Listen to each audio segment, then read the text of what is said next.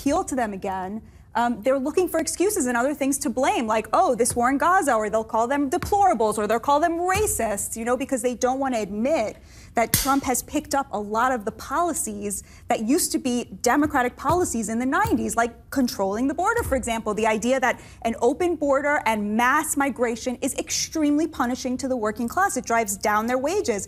What's happening, people? Buzz here. So we had this woman go on overtime with Bill Maher and Dr. Phil and some other guests, and she just goes to town on Bill Maher, just tell him straight how it is and why this country's going down the hole, why the left keeps pointing at the middle class, calling them a racist and bigots for when they speak up, when they say, hey, this isn't right. We shouldn't be sending $100 billion to foreign nations. The bill's name is supposed to be for the border wall, but we're not actually sending that money to the border. We're sending $60 billion foreign nations.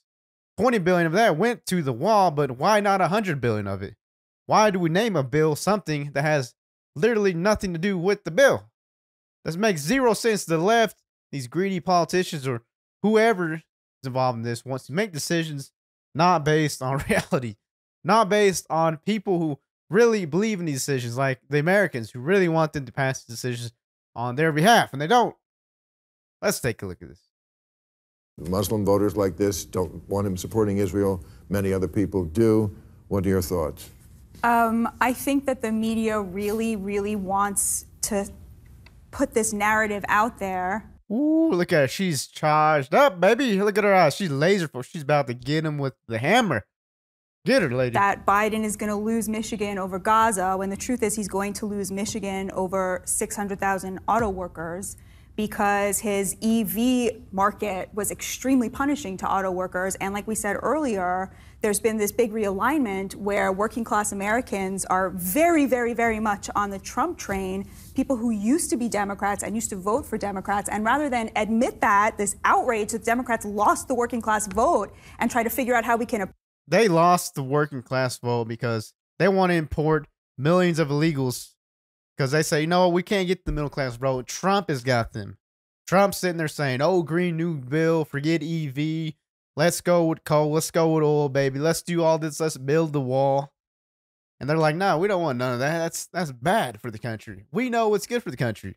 And reality, they don't know what's good for the country. The people of America knows what's good for the country, and they're not listening to them. This is what this woman's pointing out right here. She's making a great point that they're turning their backs on the middle class, and they're going to regret that come 2024. Appeal to them again. They're looking for excuses and other things to blame, like, oh, this war in Gaza, or they'll call them deplorables, or they'll call them racists, you know, because they don't want to admit that Trump has picked up a lot of the policies that used to be Democratic policies in the 90s, like controlling the border, for example. The idea that an open border and mass migration is extremely punishing to the working class. It drives down their wages. It's class warfare against the working class. It is an upward transfer of wealth from the working class, who end up competing with immigrants, to the elites who end up employing them, and now they can employ cheap immigrants instead of having to pay working class Americans a living wage. Thanks, guys. Woo. Man, she killed that. She killed that. Look at Bill, who's sitting there like, and that guy with his hand, he's like, man, this lady, she came prepared for this one. She's spitting straight fire. Straight fire from the dome to the liberals' faces for all them to see. She knows what's going on, unlike Sleepy Joe. He doesn't know where the border's at. His idea to secure the border is, I'm going to go to the border. I'm going to talk. And that's pretty much all he basically did. He didn't sign no executive orders like Trump did when he became president, because apparently he can't do that. He cannot sign executive orders to do anything about the border. The border states got to do something about the border. Governor Greg Abbott, he's doing something about the border. He's passing laws, SB 7, saying that the police can arrest illegals if they come across the border illegally. He's putting laws in place where our president is failing tremendously. Now, the governor shouldn't be left to fend on their own. That should not happen. That should not happen at all. Because when you import all these illegals, regardless of, you know, if they're bad people, if they're good people, whatever people, when they come here illegally, they're hurting people who are here legally. They're giving them a bad rep, and they're taking their jobs. They're taking the middle class jobs, because at the end of the day, who's going to replace people who are going to go working, you know, the farms for cheap labor? Corporations don't want to pay minimum wages. They want to pay people under the table under minimum wage, $4 an hour.